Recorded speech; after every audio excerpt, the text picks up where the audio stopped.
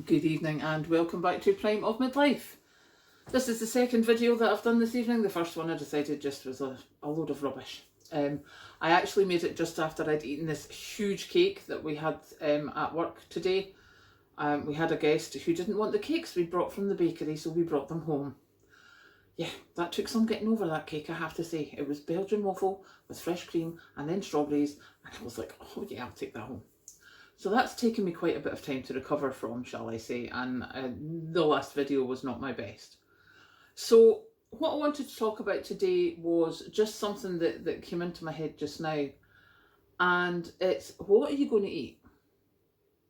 And I mean that in the nicest possible way, because there's a whole lot of people who, including me, I might add, who don't eat that varied a diet. They have specific things that they eat, often. And they'll maybe mix it up a little bit, but completely different things. They're maybe not just quite, not quite up for checking or trying just in case. And I'm pretty much one of them as well. So what I have done this evening is I have taken some frozen blueberries out of the freezer and put them in a dish to defrost. And I will be doing overnight oats tonight.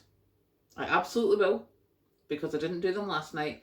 And I need to know if that's something that I can do. Because if I enjoy them, then that's a whole lot of breakfasts done that are very easy, quite cheap, because obviously oats, what can I say? So that would be something good to know. Things like risotto. I mean, I know like the flavour of that, so making my own, and thanks for putting that recipe up, by the way, Hugh Fernley Whittingstall. I am so going to be trying that. So there's all these different things like, have you tried that? Someone said about the fruity curry that I had in a can. Have you tried that? No, but my child will. I gave it to her because she was skint. So she'll try it and she'll tell me whether it was any good or not, and how much other stuff she put in. The chicken in a white sauce in tins, I eat that a lot because I normally throw in onions and mushrooms and paprika and herbs, and then I've got sweet corn and peas with the rice that I use with it. So yeah, I use that quite a lot, just with varying degrees. Sometimes instead of paprika I will use tomato puree. You know, just different things to give it a bit of different flavour. So the question is, what will you eat? What will your family eat? Because if just now you've got young kids who are very, very picky, I would advise you to start changing up what they're eating as soon as you can. I know my daughter-in-law, she was thinking cheap meal one night, and this was a couple of months ago, and there's 7 of them in total. And she was thinking cheap meal, and she went to get the box of 30 fish fingers, and I don't know what price it is now, I dread to think, but she nearly fell off the chair even telling me about it. So some of the cheap meals are not the same cheap meals as they used to be, so maybe it's time to start making your own variety of things, or getting them used to different things that are cheaper. The other things I was thinking about along the what are you going to eat, looking back, for people of my age and older, we would get cheap cuts of meat, we would do slow cooking, you know, suet puddings, etc, etc. What I realised about them today is the whole reason they were, you know, cheaper cuts of meat, they take longer to cook. How's that going to work with the electricity prices rising and the gas prices rising? We're already hearing from food banks that people want food you don't have to cook. How is that going to work? One of the commenters put that they watched a documentary where people have been housed in bed and breakfasts where they're not allowed to cook. How do you feed the kids? Take away every night? They're not going to be able to afford that. If they're allowed a kettle, so what is it, pot noodles, ramen noodles every night? Is that it? There has to be something else. If you've got any ideas, please let me know, because my brain's just done a complete blank. My whole world was based on things like cheap cuts of meat, rice, pasta, everything. But that all takes boiling, it all takes energy. The only thing I can come up with is like your army rations, the freeze-dried things that you just add boiling water to.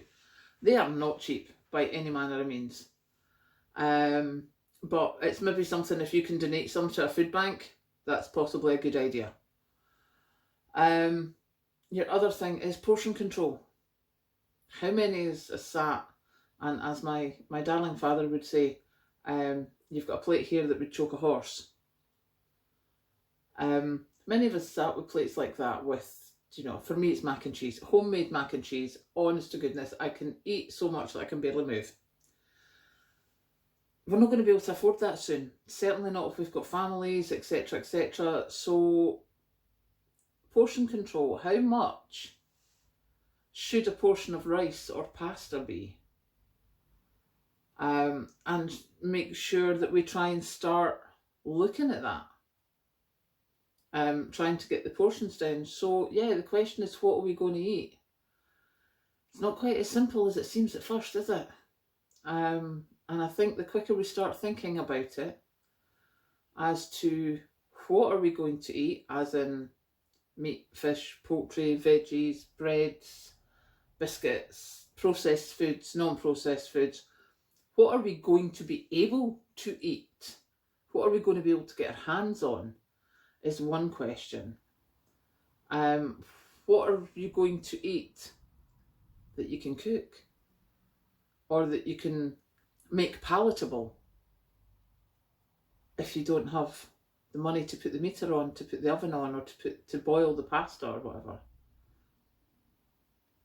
And what are you going to eat, as in, if you've only got 8 ounce of rice for 7 of you, you're going to need to bulk it out. What are you going to bulk it out with? If you've got 5 ounce of mince for 7 of you, bulk it out. How do we do that? What can we use?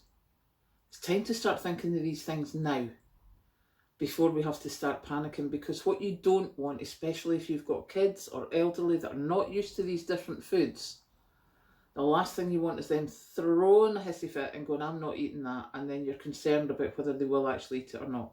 It's time to start introducing this stuff now. So yeah, that was my thought process today. And it's, as you can tell, it's jumped from one to the other, to the other, to the other. But I think if we can start looking at that sooner rather than later, it will make it an awful lot easier in the long run. Oh, and just at the end here, a little contribution from Raven. See you later.